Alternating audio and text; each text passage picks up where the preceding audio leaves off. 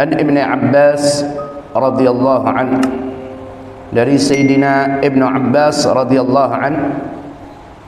Yang dimaksud di sini Sayyidina Ibnu Abbas yaitu Sayyidina Abdullah bin Abbas. Beliau bergelar atau kunyanya adalah Ibnu Abbas dan juga Abul Abbas, anaknya Abbas dan bapaknya Abbas. Maksudnya apa? Dia punya ayah namanya Abbas, dia punya anak namanya Abbas. Jadi Ibnu Abbas anaknya Abbas, berarti ayah namanya Abbas. Abul Abbas ayah Abbas, dia punya anak namanya Abbas. Itu kunyah atau panggilan daripada Sayyidina Abdullah bin Abbas. Sayyidina Abdullah bin Abbas ini lahir 3 tahun sebelum Nabi SAW hijrah ke Madinah.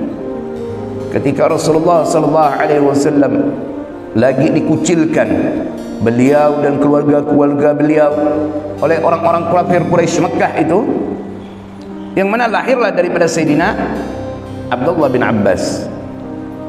Bahkan Rasulullah SAW sudah mengatakan itu kepada pamannya, itu Sayyidina Abbas, engkau akan memiliki anak yang sangat pintar, yang sangat saleh, memiliki keluasan ilmu.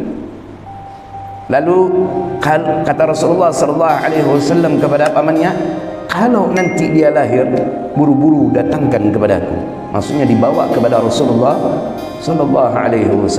Lahir Rasulullah, lahir daripada Sayyidina Abdullah bin Abbas, langsung dibawa kepada Rasulullah SAW.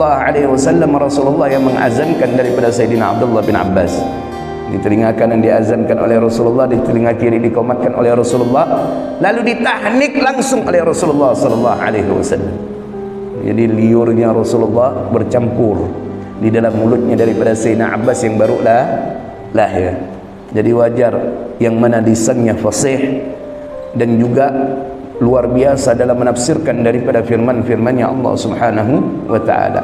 Lalu Rasulullah SAW juga mendoakan daripada Sayyidina Abbas, Allahumma fakkihu fid din wa 'allimhu at-ta'wil. Ya Allah, faqihkan dia, pintarkan dia dalam ilmu agama, wa 'allimhu at-ta'wil, dan pahamkan dia dalam ta'wil, yaitu dalam menafsirkan daripada firman-Nya Allah Subhanahu wa taala. Itu doanya Rasulullah SAW kepada Sayyidina Abbas. Ketika Sayyidina Abbas ingin melihat bagaimana caranya Rasulullah SAW solat, jadi dia menginap di rumah bibinya Sayyidatu Maimunah Ummul Mukminin, istri Nabi. Karena istri Nabi ada yang namanya Maimunah, itu adalah bibi langsung daripada Sayyidina Abbas, daripada ibunya. Jadi ibu Sayyidina Abbas dengan Maimunah ini saudara. Jadi Rasulullah ini menikah istri sama istri saudara dengan pamannya.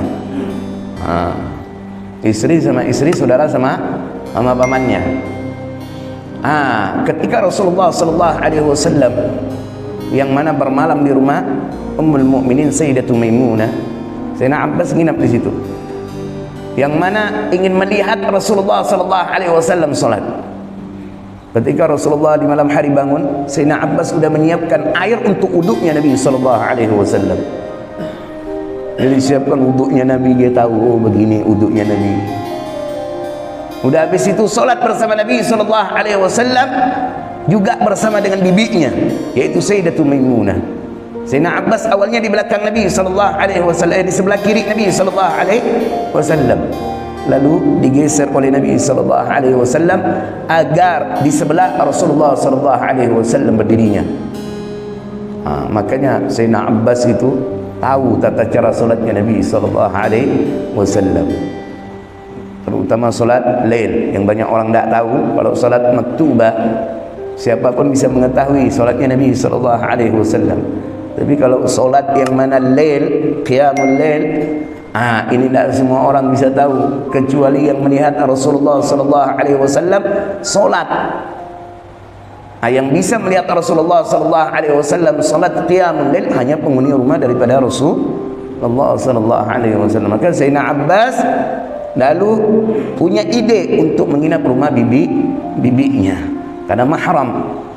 Jadi dia menginap dan melihat tata cara bagaimana salatnya Rasulullah SAW. Sayyidina Abbas ini ketika meninggal Rasulullah sallallahu alaihi wasallam, umurnya itu 13 tahun baru. Umur daripada Sayyidina Abdullah bin Abbas ketika meninggalnya Rasulullah baru 13 tahun. Ilmu sudah banyak diserap dari Rasulullah sallallahu alaihi wasallam. Tetapi tidak puas Sayyidina Abdullah bin Abbas. Bayangkan udah berguru dengan Sayyidul Anbiya, sebaik-baiknya para nabi,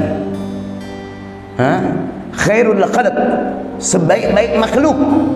Tapi belum puas Sayyidina Abdullah bin Abbas, belum banyak diserap ini. Maka Sayyidina Abdullah bin Abbas yang masih ABG 13 tahun ini mendatangi sahabat-sahabat senior Nabi SAW, belajar sama mereka. Dan adabnya daripada Sayyidina Abdullah bin Abbas luar biasa dalam menuntut ilmu. Jadi kalau ke rumah gurunya mau belajar nih, ke satu sahabat Nabi ini, itu tidak akan mengetuk pintu rumahnya sampai daripada sahabat tersebut keluar, baru Sayyidina Abbas mengutarakan daripada niatnya. Itu Sayyidina Abdullah bin Abbas. Jadi kalau mau belajar, salah satu contoh sahabat Nabi yang didatangi oleh Sayyidina Abdullah bin Abbas adalah Zaid bin Thabit. Itu didatangi rumahnya, tidak ada ngetuk pintu, nunggu aja depan pintu. Sampai ketika keluar, tidak dikenali daripada Sayyidina Abdullah bin Abbas. Kenapa? Terkena daripada debu daripada kota Makkah. Itu debu di Arab itu, bikin banyak teh hidung. Iya benar. Jadi kalau lama aja kita di luar itu pas angin apa, itu muka kita ini kotor. Sayyidina Abdullah bin Abbas sampai tidak dikenali. Ketika keluar Zaid bin Thabit, lalu bertanya, kenapa engkau tidak mengetuk pintu rumahku dan mengutarakan daripada hajatmu? Tersenyum Sayyidina Abdullah bin Abbas, bukan begitu cara daripada seorang murid yang ingin mengambil ilmu kepada gurunya. Bayangkan akhlak dan adab daripada Sayyidina Abdullah bin Abbas.